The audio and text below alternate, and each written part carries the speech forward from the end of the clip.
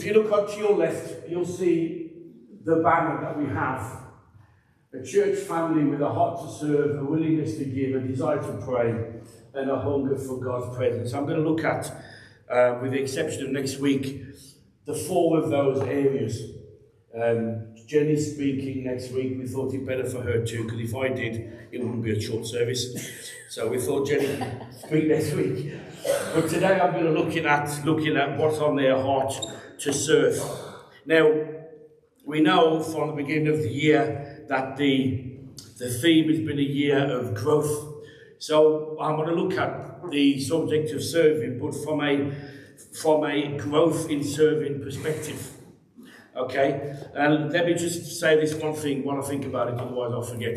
Do have a look at the website, the Bible School website, Christ Heart Discipleship College.org.uk.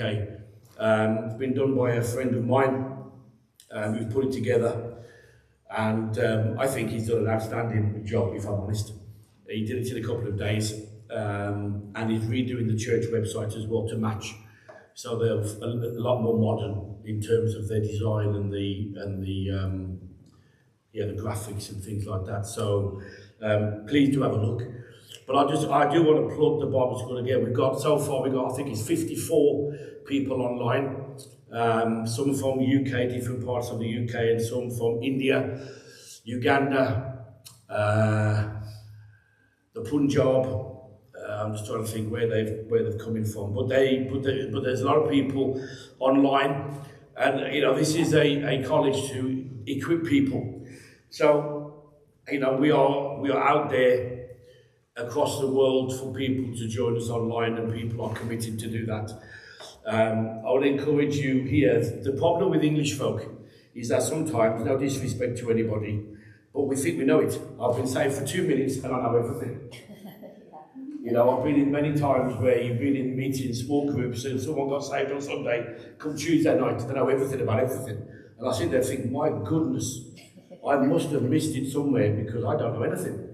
But some of these people know everything, and that's the danger that we English people have. Is sometimes we get a bit carried away with things, and we think we know things that we don't. We've heard it, so we think we know it, but we don't know it. We've only listened to what's been taught.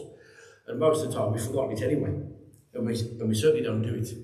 But the Discipleship College is a place where we can put into practice, practically learn, and it don't matter what age you are. In fact, let me say this, Charles's mother, Florence, who Aunt Bev knows, she signed up to do Bible College. Yeah. Florence is in her mid-70s. She's already been through Bible College once, and she's coming to do it again. So when you get people like that who are willing to commit, then it shows that it's open for anybody. It's open for any age. I was been contacted while I was on the ship in Norway from a local pastor's wife. Her and her husband want to come and do the college. So we got pastors and their wives who are coming. So, and then some of us will say, well, I don't need to do it. I know everything. And I think, guys, there's always a place to grow. So I want to challenge you a little bit, some of you. Challenge you a little bit to think, can I come and can I learn? We'll do everything we can to support everybody. It's videoed, so you can have copies of videos to help you outside of the weekends when we're here. So I want to encourage people to take this seriously. There are not many churches across Britain who are doing this. Okay, I've told you before, I don't copy what everybody else does. I just do what I believe God tells us to do. And we're doing it, and yeah, you have an awesome opportunity right under your nose, and sometimes we don't see what's right under our nose. Yeah, not that you've got a big nose anymore, but yeah, so I want to encourage you, there are application forms underneath the window at the back. Anyway, so we're looking at growth in serving. I want to look at this because I want to make sure that we're all on the same page. That's the phrase that people use. And maybe, again, because we've been around a while, some folk, we we've got into a way things, we think things should be done, and yet maybe some of us may need to unlearn certain things, to relearn some things about serving and how God wants us to serve. And I know I'm going to challenge you with this, because I've been nervous all week about some of the things I'm going to say. And I woke up this morning and I said to Jenny, I was in bed, I said, oh Jenny, I said, why is it God gives me these messages? And I think, well, you know, I've already told you, I will say what God's told me to say, whether you feel a little bit nervous saying it or not. I will still deliver what I believe God wants me to say. The word serving, we don't have a PowerPoint, by the way, because I thought you don't want to look at me, as I wasn't here last week. That you just want to look at me for have the privilege of seeing my beautiful face. Serving, the word serving means to attend to give respect, to be of use, to wait on tables, to minister and to satisfy the needs of another. The Greek word for serving means to attend to a need. And the word to serve comes from a Latin word, the English word serve comes from a Latin word, which means to do something for the benefit of another. To do something for the benefit of another. Now, I want us to go to Ephesians chapter 6, because I'm going to say some stuff, and Lord, just challenge you. Ephesians chapter 6, verse 7 and 8. I'll just finish. End of verse 6. But as bondservants of Christ, doing the will of God from the heart, with good will doing service as to the Lord and not to men, knowing that whatever good anyone does, he will receive same from the Lord, whether he is a slave or free. Now I like that because that's a positive expression, but you can put a negative twist on it and say whatever thing that we don't do, we're going to receive that back from the Lord also. Yeah? And there were many times, the key point here that we've got to understand is that we are to serve wholeheartedly, because we're not doing it for the purpose of pleasing people. We're doing it primarily to please God. Now I want to go to Mark chapter 10, and I know Bishop Bolt, when he was here, touched on serving, without knowing that I was going to be speaking on serving.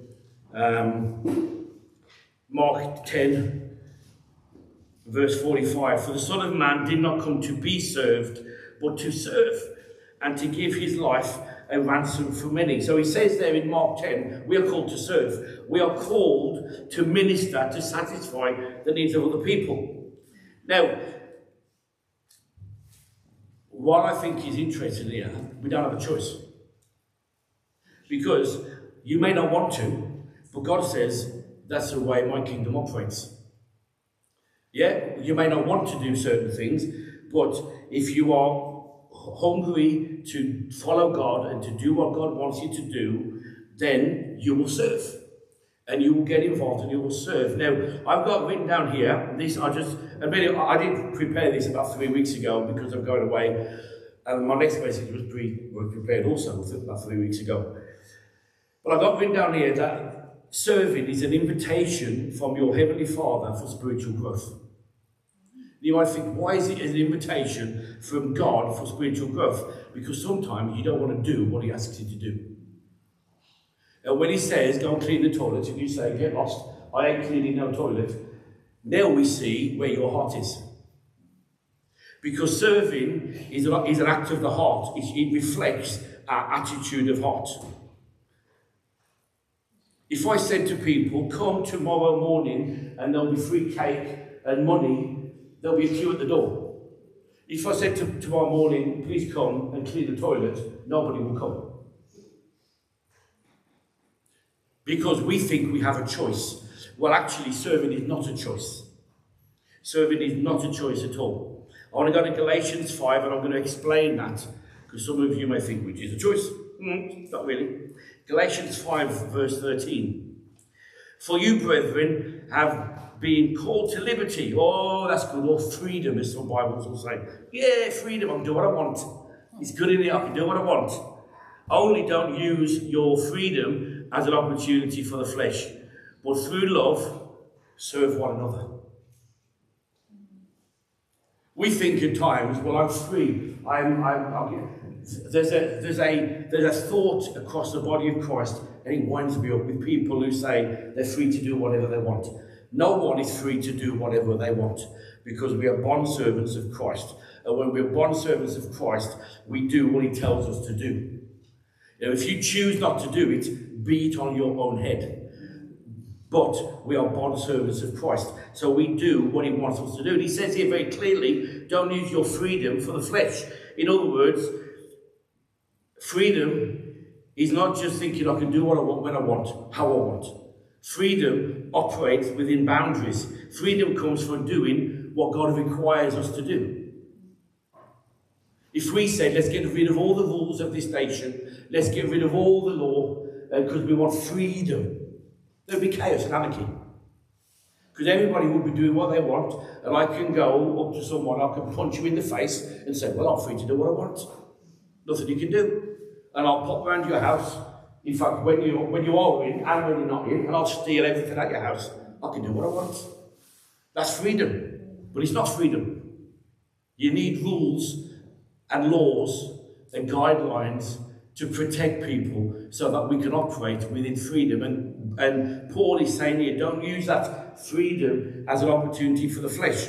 And we've already looked at over the weeks that our flesh always goes against God's will. So we don't wake up generally up on a morning saying, oh, I can't wait to get clean. I don't know many people who do that. No one looks like that enthusiastic, so I can't see there's anybody here who wants to do that either. But you know what? We like the benefits of those things.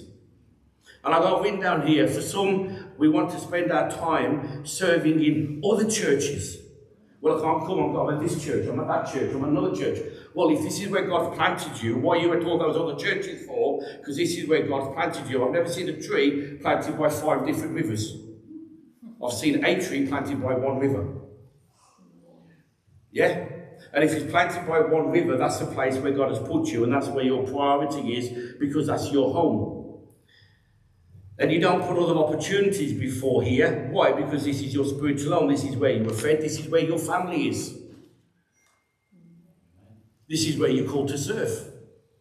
Yeah? This place comes first. You may think, well, that's a bit mean. No, it's not. It's not. This is where you're planted. This is where your home is.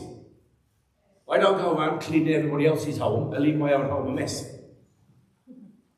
You think, well, you're strange. You take care of your home, my home where we live. So you take care of this place and you serve people. But Keith, I've had bad experiences. I've been involved before and I don't want to do that now, and I don't want to do that now, and I don't want to do that now. Since when have we been able to pick and choose what God wants us to do? We are picking and choosing based on our history. And God says, you know what? If you're not doing something based on some negative experience of 5 years ago, get yourself sorted and get healed. Because if God says to you, come and do this now, because you know what, if we hadn't have been gone through the process of healing and restoration, I wouldn't be here today. Because some of the junk and I've seen in churches over the years, I wouldn't be here. Because it's appalling, some of the things. And you say, well, based on that, I'm not going to do it. But you have no choice. When God says, this is what I want you to do, you obey him. And if you're not going to do it because of some bad experience, then you need to get past the bad experience. Yeah? You're glad you came, aren't you? But I've had bad experience, I'm not going to do that. Well, you know what? If you don't do those things, not only are you missing out, but the blessing that you are going to be to other people because of your knowledge and wisdom and expertise that you're not sharing with those people, it will have an effect on those people as well. Yeah? I'm retired, I'll do what I want. I'll go wherever I want. Oh, okay. I'm free to do anything. I don't want to commit. You have a gift that you don't want to use. Bishop Bob mentioned this about the gift. The person who had the 10 gifts and the 5 gifts or talents, and the person who had the 1, and what did the person with the 1 do? I pointed our language, stuffed it under the batteries because he didn't want to lose the 1. No, serving is not a competition with who's the best. Serving is just coming to do what you can do. And serving to the best of your ability, whatever is required.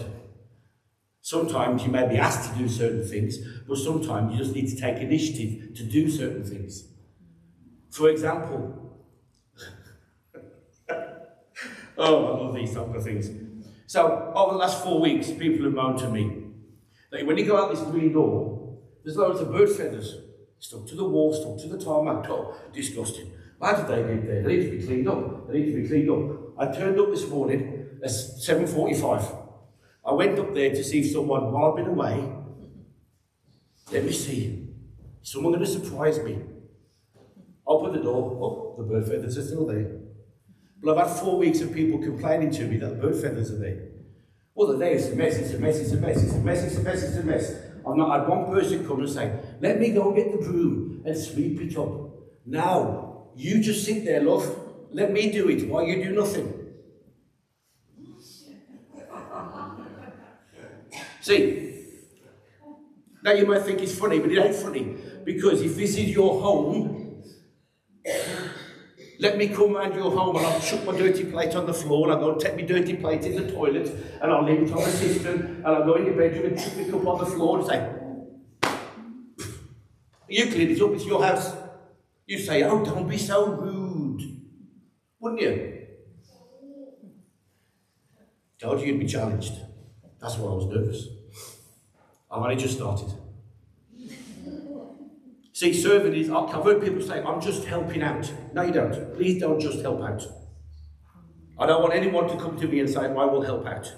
Don't even come to me and say, I'm volunteering. You don't just help out. And I'll tell you why you don't just help out in a minute. I've heard people say, well, I'm only going to do what I can get away with. I heard someone say that. I heard someone say, well, I'm not doing it because they wouldn't do it. I've heard that as well. Do you not know that serving is an act of worship to God? So what you're saying is, God, stuff you. I don't care if it's an act of worship, because I'm going to act like I'm worshipping you. We've got to sing the latest song, people. Oh, glory. Vacuum, get lost. I ain't doing that. Oh, but I'm going to sing the latest song. Clean the toilet. I ain't doing that.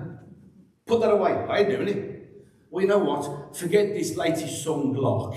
You need to get your life in order and serve, because he wants to be great. He's a person who serves. Serving is an act of the heart. I'll say it now and I'll say it again later. We come to a church what? Church service. Oh, funny that. Service. Where does that word come from? To serve. So we come to a church service. So what should we do when we come to a church service? We should serve. That doesn't mean stand there, wiggle your bum, put your hands in the air, look at me, I'm cool. It means we come and we serve God as an act of worship. What does that mean? We do things that need to be done. We serve each other, but we're serving God. And if this is your home, this is your place where you live, then why wouldn't everybody want to help and be involved? Because, again, I'm jumping ahead here, there's some of you may not have heard of this, and I was surprised when I mentioned this at Bible school, because some people haven't heard of it. The 80-20 rule, the Pareto principle. Who's he? 80-20 rule, 100%, 20%, 80%. 80% of people do 20% of the work. In other words, the majority do nothing. 20% of the people do 80% of the work. In other words, the few people do the majority of the work.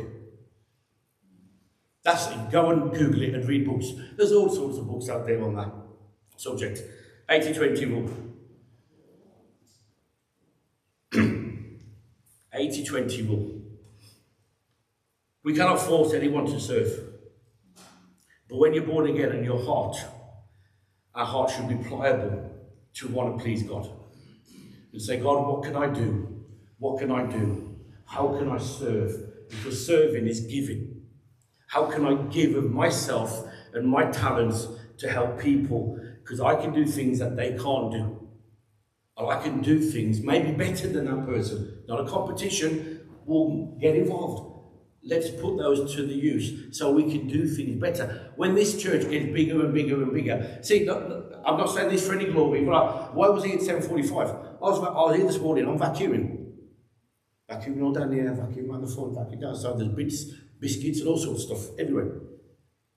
7:45. Vacuuming, then you'll all come in and say, nice, isn't it? Yeah. An elf came in the middle of the night and did it. Now, I'm not saying that to brag. I'm not saying it. What I'm saying is sometimes we don't realise that things need to be done. Things need to be done. Yeah? John 13, verses 1 to 17 speaks about how Jesus demonstrated his heart by washing the disciples' feet. In other words, he did the lowliest, what was considered the lowliest of tasks in serving the disciples by washing their stinky, smelly feet. I won't even touch my wife's feet. Forget a second honeymoon. I ain't touching them. But you know, but Jesus was... It's a long-standing joke, a 31-year joke, that is. But Jesus was willing to get down and wash the very dirty feet of the disciples. Because where they live is very dusty. Yeah? But he was willing to do it. In other words, he's willing to demonstrate that nothing is too small for him, nothing is too low for him. And I like Philippians 2, because this is one of my best verses in the Bible. Philippians 2, I can't find Philippians, it always gets stolen out of my Bible. Philippians, there we go. Philippians 2 verse 7 says, Jesus made himself of no reputation, taking the form of a bondservant, coming in the likeness of men. He made himself of no reputation. See, you ain't going to get famous by serving. You ain't going to get your name in lights. You ain't going to become famous. In fact, most of the things you do go unnoticed and unseen. Trevor said on many occasions about Brian. Brian would be here and Brian would do things. And I think Trevor, you correct me if I'm wrong saying this, Trevor, but I'm sure Trevor said on several occasions, we will never know some of the things that Brian did because he was here doing things for people. And he just turned up and, it's like walking home from work, isn't it, Derek? You walk home from work and Kath's made you a 3-course meal. You just walk in, but Kath's not there, just walk in. 3-course meal. Well, how did that happen? Well, someone's done it, haven't they? Maybe not Kath, maybe Daniel, I don't know. You know, in other words, if things are done, they've been done by somebody. And if things are not done, they're not done by anybody. That sounds a bit simple. But there's jobs that need to be done and things that need to happen. I don't want to help. I don't want you to help out. And I don't want you to volunteer. I want you to realise that this is an act of work. Serving is an act of worship to God. And when it's an act of worship with God, we don't have a choice. And when God says, come and serve, and you do it in an act of worship to him, you're pleasing him. We all say we want to worship. See, we can say with our mouth, we worship, and all that. But then our lifestyle doesn't reflect that. And God says, I want you to have a heart to serve. See, we got to up the standard. Now I'm getting to the meat of my message. That's the introduction. To serve in this place is a privilege. Okay? That's where we're going. To serve in this place is a privilege. We are serving God and it is an act of our worship. Serving demonstrates the condition of our heart. Well, I'll turn up late, it don't matter. Doesn't it? I'll do the least I can get away with. I'll do a sloppy job. In fact, I'll vacuum so that when I'm finished vacuuming, somebody else has to come along and vacuum again because it's such a bad job. See, our service mirrors the life of Christ. You see, what does that mean? We are demonstrating Jesus in everything we do. Yeah. We are demonstrating him. So, I'm going to go somewhere in a minute with this. Jesus said, if you love me, you keep my commandments. And Jesus instructs us to serve. So, the point of this morning's message is 2 things I'm going to say now. We've got to increase the standard in this place. We've got to increase the standard in this place. Okay? We have a willing horse syndrome here. I've watched. There'll be 1 person or 2 people involved. The rest of you will stand there watching them and then go, bye. And then they'll leave. Leaving 1 or 2 people to do whatever needs to be done. You say, but I'm not on the rota. I couldn't give them whether you're on the rota or not. To serve isn't determined by whether it's your week on or week off. Because on that basis, I had to no voter. We've got to increase the standard. It's that willing horse syndrome. You know the willing horse syndrome, don't you? Yeah, the willing horse, the one who keeps, let's flog a dead horse job. The one who keeps doing and doing and doing when everyone just stands up. I remember my dad when he worked in the foundry. He worked at Arthur H. down Craig Heath. And he worked at Blackheath. Anyway, he worked down there. I remember him saying there was a Christian man that he worked with, a preacher. Wow, he used to wind up my dad. I won't tell you his name, you might know him. But he used to wind up my dad. Because you're working in front of a several 100-degree furnace, stamping metal. And my dad would come back and he would be sat there reading his Bible, not doing any work. What a spiritual man. I've got a word for that. I can't say the second word, but the first word is lazy. He was so spiritual that he sat there in his place of work, reading his Bible, when everybody else was getting paid to do a job. That's called lazy. Willing horse. So my dad, because my family are this way inclined, was a very hard worker. And he would work himself to the bone. I do wonder sometimes whether he worked himself to death, if I could use that phrase, having died at 54. But he worked very hard, doing what he was doing, while other people were so spiritual. They sat there and read the Bible. It's a pity they never read the bit about, going to do some work in it. They never read that bit in the Bible. And serve your masters. And all that. They couldn't have read that bit. I believe God wants us to have a reset. And this is where I'm going this morning. I've got time, which is good. We'll be gone by 1. I believe we've got to have a reset in this whole serving game. Okay, and I'm going to explain, that's why all this is on here, and I've seen some of you looking curiously to know what all these bits and pieces are behind me. But we need to have a reset. The reset means to start again. Okay? One definition of serving was to wait on tables. We said that, to wait on tables. To satisfy the needs of another. So just imagine you go to a restaurant and you have to wait for a long time before the waiter comes to you to take your order. That winds me up, by the way. So you're waiting for the waiter or waitress to come to you. They eventually come to you. And when you're trying to explain your order, they don't listen properly. And then while you're trying to give them the order, it takes them a very long time for the food to come. And when they come, it's wrong. And you try and say something to them, but they're not that bothered. They're waiting. They're serving you in a restaurant. The interesting thing in a situation like that is we're very quick to tell people when the service was bad. So we were on a cruise. We couldn't fault anything. I know Doreen's daughter-in-law and son was on a cruise earlier in the year. A lot of rubbish with their comment. A lot of rubbish. This, wrong. See, when service is good, you tell people.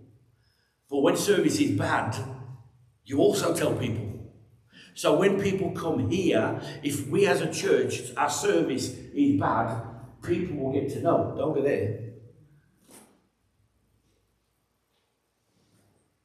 You go in the toilet, the urinal on the vinyl floor. It's never cleaned. Now, would you want, we're not going to the public toilet in Starbridge here. We're coming to a church. We're talking to his Robert Slater when he was here, and he said, I'm jumping ahead here, but I'll say it anyway. He said, before they get to hear me or the band play, they come through several things. Are they greeted well on the door? Do people speak to them? Is the place nice and clean and warm and tidy? Then they go and check out the toilet, because everyone needs a toilet, don't they? Yeah, they got the toilet. The toilet is clean or is it dirty? Then if they've got children, they go and see what the children's facility is like. And they've been through all that before they even hear me speak. And for many people, that will have decided whether they go back or not. So before you get to me, people have got to come through you. Think about that.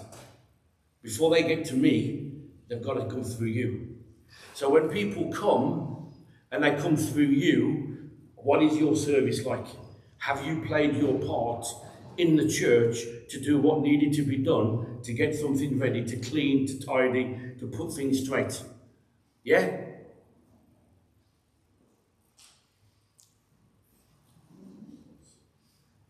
I believe God wants us to improve our serving, to go from good to excellent. I believe good is the enemy of excellent. Because if we settle for good, we will never get to excellent. If you settle for being fourth from bottom in the Premier League and think that's good enough, you'll never go from mid-table or invest in the league, will you, Derek? Exactly what Wolves do. We won yesterday, mate, so we're happy. I want us to go to excellence, and this is the thing. I want to increase the standard. I want us to do better. And I'm not, there you might say that, you say that I'm rubbish.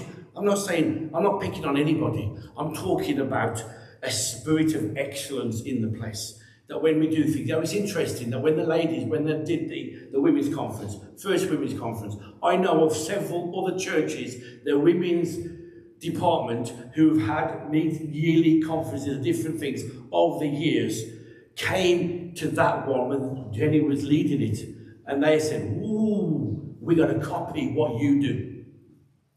Now that to me is a spirit of excellence, because if it was a lot of rubbish, they wouldn't want to copy, would they? But they come and saw what went on and how it went on and thought, ooh, we'll have to do that. We'll have to copy that.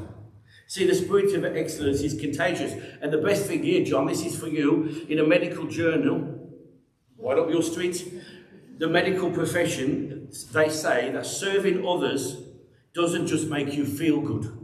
Studies show that there are mental and physical health benefits when you serve people. How about that? The medical world say there are benefits when you serve people, when you want to do things for people. In fact, they say some of the things that help you with, it relieves depression because it takes your eyes off of yourself and puts them on other people. Yeah, it helps lowering your blood pressure. Yeah, so some of you are on tablets. It raises your mood. We all need a bit of raising our mood, don't we, men, especially? See, we've got to put some standards in place, and this is where I'm going. Jesus did not come to be served, but to serve others. And I want excellence in the hospitality department when it comes to cleaning. With the stewards, with the worship team, with the media team, with our timekeeping, with our standards, all the time. See, serving will not be a means to get people to come to church. What I say is that years ago, it was at church, and the worship team, they were very good. But they only turned up when they were voted on to play. See, I noticed that even years ago. And when they weren't voted on to play, they didn't come to church. In other words, they didn't have a heart for the church or for the people or to worship God. They only came to do that. You say, well, yeah, but that's worship. How about all the other weeks when they weren't there? And if they weren't there the other weeks, they didn't really have a heart for the place. They didn't really want to worship God. They only came to play. You know what? You can go down to the local pub. You know, you can go down to Robin Hood and play if you want to do an open mic night. You know, you don't have to come to church to do that. So I don't want serving to be a means to get people to come, to get them involved. I want people to understand that to be involved here is a privilege. People come, and out of their willingness to come, they then serve. Yeah? And that changes it because now serving becomes important. The Bible, you may not have heard this expression, some of you might, some of you may not. The ministry of helps. That's what the Bible calls it. That ministry of helps is an area, basically, that makes the church happen. It's all the things that are behind the scenes. You know, I remember when we was in the Bristol saying to them, the pastor said, the Sunday service was the easy bit. All the hard work was done Monday to Saturday. In doing all the things that went on to make Sunday happen. Yeah? Learning songs, sorting the techie out, sorting the words out, doing this, doing all these things happen. I'm not going to lower the importance of serving. I want serving to be so important. People realise it's a privilege. Because serving is an act of worship to God. That's what it is. Serving is one of the most important things we can do. We come because we love God, and then because we love God, we want to serve Him and serve people. Like I said, it's not just helping out. We are ministering to God. And if you know what, that's spirit of excellence. See, anyone can serve. It's not down to just a handful of people. Anyone can serve. Jesus said, if you want to be great, serve. Matthew chapter 10, verse 8. Matthew chapter 10, verse 8.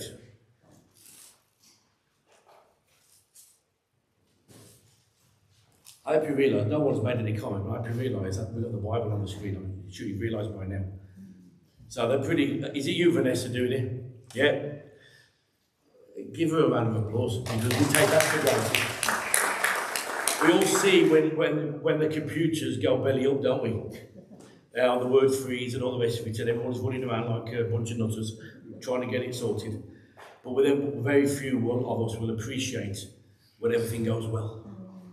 Yeah? And it's great that they're able to do that. Matthew chapter 10, verse 8. Heal the sick, cleanse the leper, raise the dead, cast out demons. Freely you have received, freely give. See, somebody at some point in your life served you. And because somebody at some point served you, you can now serve other people. If Jesus came and served you by setting you free, healing you, setting you free from demons, if that's you, whatever it may be, if that's happened, you're born again, he's come and he's served you. Now we can serve other people and we can serve him as a result. Now you see, this may be, this is a growing up message. Because a growing up message means when we come to church, we are now got to be involved. As opposed to I could just come in the church, stop my thumb and say, well, I'll just watch everybody else. Part of maturity is all of us being involved. See, I've said about Muriel. On the Monday, before she went into hospital, we were doing some cleaning, and she was cleaning the toilets with Muriel on her hands and knees. On Wednesday, she was at the lunch fellowship. She left early to go and pick up her 2 grandchildren from babies. On the Friday, she's in hospital. The following week, she died. So her last action here was cleaning the toilets. That's the last thing, and I'll stick in my mind forever. The last thing of Muriel was cleaning, getting down on her hands and knees and cleaning the toilet. To me, that demonstrates the heart of the person. It really does. It demonstrates the heart of the person. I remember when we were in South Africa, so it would have been 95, I think, the first year. And we were in the worship team, I was in the worship team, and we had a bit of a do one Saturday afternoon. There was a Zambian couple there, Titus and Hilda. They were late 60s, maybe 70s. Black couple, obviously, from Zambia.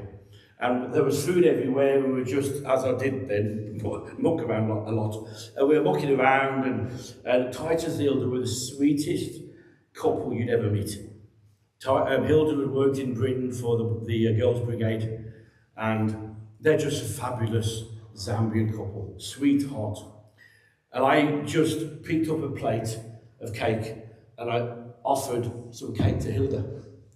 And she just looked at me and burst out crying. Now, I'm serving her. She looked at me and she says, now I said she's late 60s, early 70s. You're the first white man to ever offer me anything in my life. You're the first white man to serve me. It's my job to serve you, was what she said. And I looked at her and I'm like,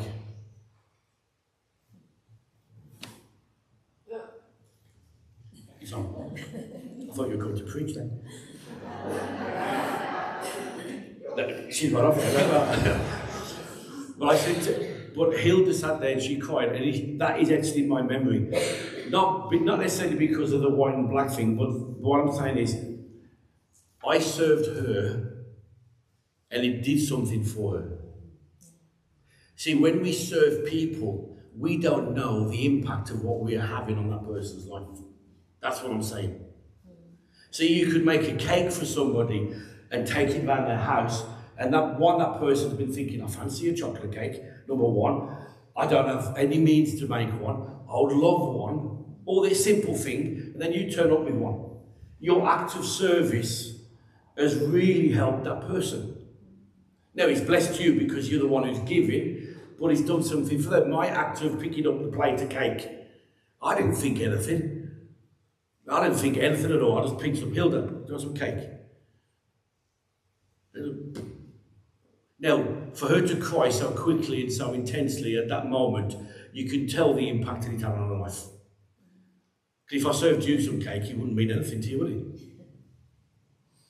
But for her, see, we have to understand serving is an act of worship to God, but it has an effect on people's lives when we do things. It blesses people. So, we're having a reset to do things differently. In Daniel, Galatians and Psalms, time is gone, so I'll go to this ending a little bit faster than I wanted to. In Daniel chapter 6, he talks about that Daniel had an excellent spirit in everything he did. Daniel had an excellent spirit. Galatians, he says, for us not to give up in our well-doing, but to keep going. Yeah, sometimes we just think, oh, enough. And in Psalms 8, he talks about the name of the Lord is excellent. So if Jesus is excellent and Daniel had an excellent spirit and the Bible refers to Christ as being excellent, then we can serve him in a way that is excellent also. Yeah? You know what? Whether you respond or not, I'm online, so that's fine. Because it's in the Bible. So we got to excellent. We got to do things excellent. So when people arrive, we got to have a clean and tidy entrance and driveway or car park. When they walk in, they've got to be welcomed, not necessarily by a compulsory stranglehold of a hug, but we got to, because not everybody wants a hug, but we got to greet people in a way that's sensitive to the person. Shake a hand, give them a hug, or do nothing, depends on the person. Now, this is one thing. Now, this is something that we are introduced. I bought these before I went away. They came while we were away, and I put them together yesterday when we came back. When people arrive, it's important that they get a good welcome. And it's important that people have a good experience when they come to church. Okay? This is what I'm trying to get us to have. A good experience when they come to church. We experience God. We experience people. Let's have a look, will you? Some people. Are they? Okay. So, when people arrive from now on, this is what I want the ushers to do. We've got a bag here which says, welcome to Christ Heart. Okay? Welcome to Christ Heart Church. And in the bag, it not only is I like this is my choice, a branded notebook. Okay? A branded notebook with a logo on. We got pens, we got polos, we got books, we got a letter from me that I typed yesterday. We got back from holiday yesterday and I spent my day doing this. So I typed a letter. There's a letter from Jenny and myself welcoming people when they come to the church, giving details about the church, details what we do, etc., etc. Okay? So when people come, instead of the ushers floundering around, did you give? I didn't give. Did you give? I don't know. And then people coming in. We want everybody to have one of these when they arrive. They'll all be on the back window. You just take one and you give them to the person. It's a nice welcome when they come through the door. Okay? You go to some hotel, they leave you with chocolate on your pillow, don't they?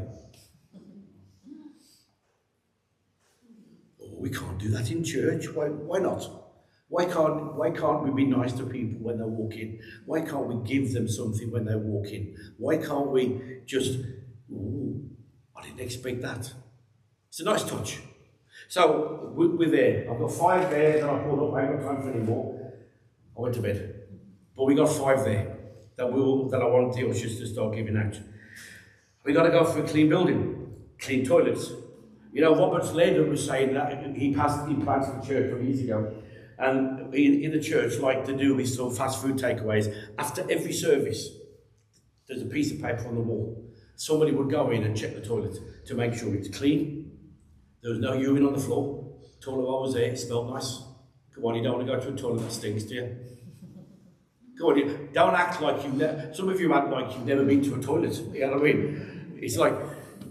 It's not a pleasant experience, is it? See, the first thing I do after I vacuumed, I went round the air freshener, all outside and at the top.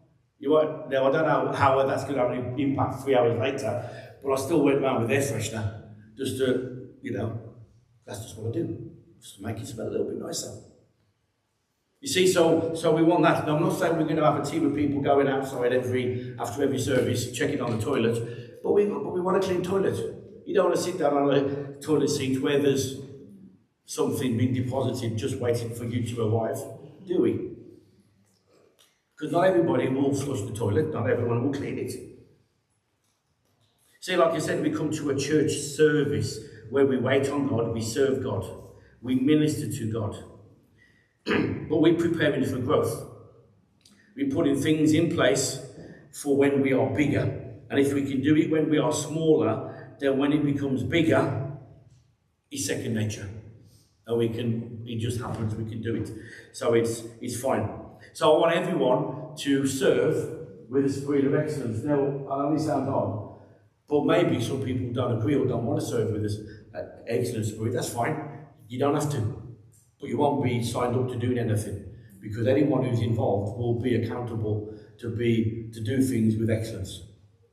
Okay? There you must. Very true, and you'll see why all these papers are here behind me. So what am I going to do? 3 things to begin with. There are 3 roles that I need filling. I need someone to coordinate with the cleaning. I need a cleaning coordinator, number 1. Because I'm fed up of doing it. And I'm fed up of trying to organise everybody to do it. So I need someone who will organise cleaning. And I don't just mean put a rota together, I mean hands-on with people when they come to clean, when a team turns up, you organise the team, you muck in with the team, and even when the team doesn't come, you still come if something needs doing and you do it. Yeah? That's why like I said, I was here at 7:45 this morning vacuuming, checking the toilets. So I need a cleaning coordinator. I'm also looking for an office coordinator, someone to help me in the office with general admin. And one of the things you'll find out in a minute why I need someone in there, but there's quite a lot of admin that I do, which takes up a lot of my time, probably a couple of 3 days a week if I'm honest, stuff I do, photocopying, printing, all these different things. Then the big one is I want a site coordinator. Someone who could organise maintenance and repairs of the site. Okay? So it's not left down to me to try and nag people to death to get things done. I want someone who can be the site manager, site coordinator, who when they see a door handle's fallen off, they repair it. Or they organise for someone to repair it. Or if they see something needs doing, they either do it or they organise someone to do it. So there's a cleaning coordinator, an office coordinator, and a site coordinator are the 3 areas that I need filling. If you're interested in any of them, open to anyone. I'm not going to stop anyone, but I want you to either talk to me, email me, or text me and tell me why you'd be the person. Okay? Then number 3, that was the second thing. I need those people to head those areas up. Number 3, the big one. We have job descriptions for every role and every function in the church. They are here behind me. So I've typed out. There's another job descriptions. You might say, why have you got a job description in the church for? Because some people never do as they're told. You ask them to do that, and then you find them around the corner doing something else. And you think, I didn't need that doing. I needed that doing. What are you vacuuming the gate upstairs for? I need you to vacuum down here. You know, people do the craziest of things. So there's a job description for people, and then why? There's a spiritual side to a church. There's also a practical side to a church. And what I mean by that is, the spiritual side, there's jobs that need to be done, functions that need to be completed. That's why we put together job descriptions. But we are also a charity, okay? And because of charity commission, there's laws and things. Now I know a church, some of you may know a church, where they're being sued for an event, something that happened last year. Now, I don't want to be sued.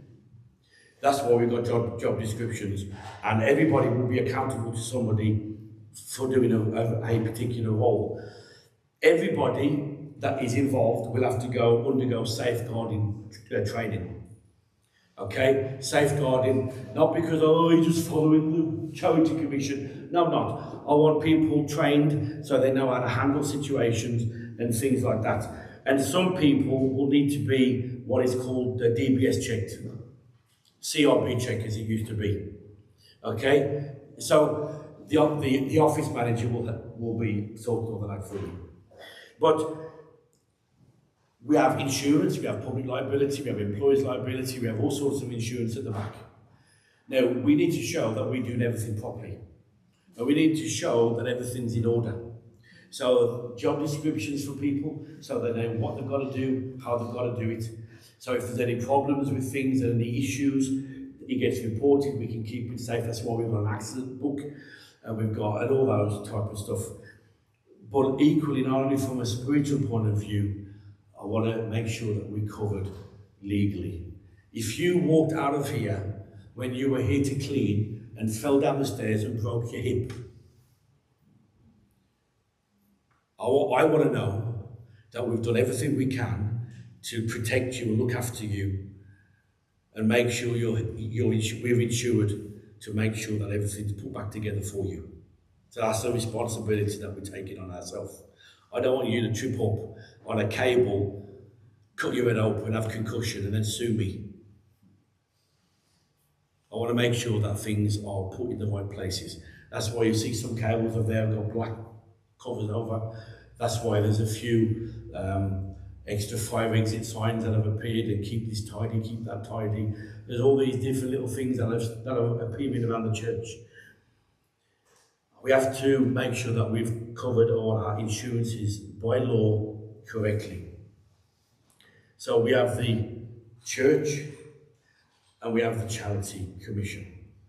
And it really is not one versus the other. You could see it like that, but I see it as one complements the other.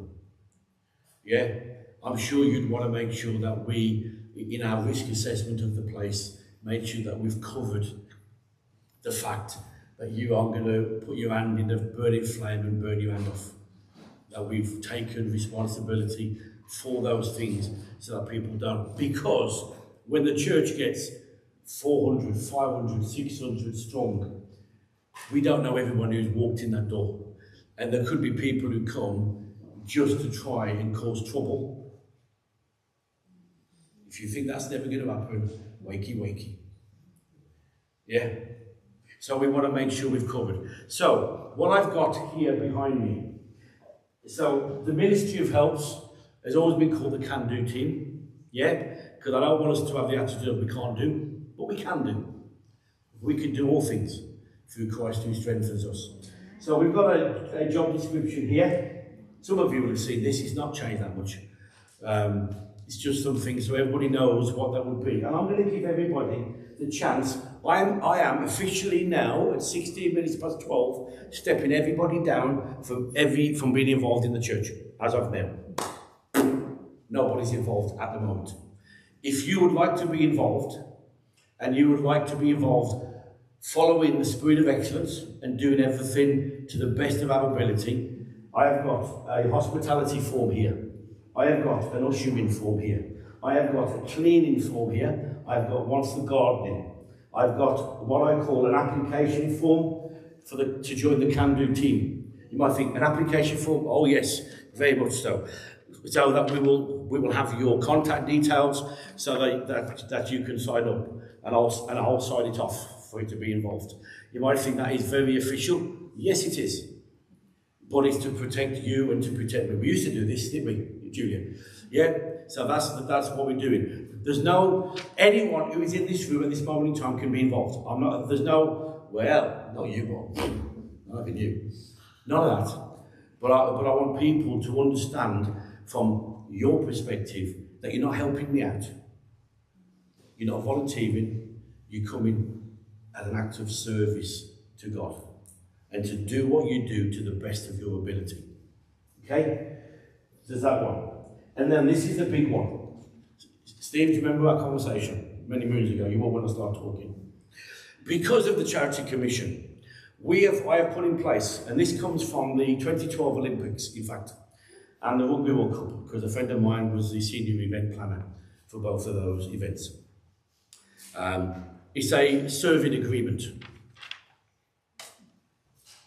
This serving agreement is for everybody who wants to be involved to sign, and then I will sign it. And what this is our responsibility to you as a church. So that we will, if you need any training, we will give you training. You will have a supervisor, so if you need to know anything or you need advice, you know who to go to. That we will treat you with respect, and we go with the equal opportunities and the health and safety policy that we have as a church. To provide adequate insurance for all volunteers, so if anything happens, everybody's covered. And you will be provided with anything and everything that you need to fulfill your role. Okay? This came from the London Olympics. Mandy Connolly was the lady who gave it to me. And in our response, your response to us, is that you will support the vision to create a vibrant, welcoming, loving church of purpose and excellence. You will perform your volunteering role to the best of your ability, that you will follow the standards, the health and safety procedures of the church, and we have copies for you to read, that you maintain information of the church in a confidential manner. So you don't go around gobbing off to everybody, telling them all the ins and outs of everything that we do. You meet time commitments and standards under exceptional circumstances, and you provide reasonable notice so that alternative arrangements can be made. And then you sign it and put your name and date. You think, well, that's official. Yep, it is. But this and that satisfy both sides of the coin. This one satisfies serving in church and serving God with all your heart. This one satisfies the Charity Commission. Because if you got hurt, you'd be the first one knocking on my door, wouldn't you? Oh, you didn't take care of me properly. You didn't look after that. You gave me a dodgy vacuum with a lead hanging out the plug hole. They've all been electrocuted. You see, you'd want to make sure that steps were taken to make sure everything that you use is properly done. Andy, where's Andy? There's Andy. Andy's going around in the next week or two. You haven't done it already, have you? No, in the next week or two, doing electrical testing on everything in the church, upstairs, downstairs, electrically testing that we have to do, again, to keep that legally satisfied for the whatever regulations they are. What are the regulations, Andy? Electrical testing or something? Yes, British Standard Bank Insurance. British Standard, whatever. But everything will be tested, plugs, sockets, everything. So we want to make sure that everything is done excellently. So there's no leeway, there's no gap for anyone to do anything. Okay? So that's my message this morning. We've got to grow in our standard. We've got to grow in our excellence. I want everyone to realise that when they come here, that they do things with excellence. There's no sloppiness. Yeah? We do things to the best of our... For me, excellence is this, right? Doing the best with what you have. Okay? Because some of you may think, excellence, well, we can't ever get... I'm not talking about being the Royal Albert Hall. Yeah? I'm talking about us here doing everything to the best of our ability. And not being sloppy. We can all do that, can't we? Surely we can all do that.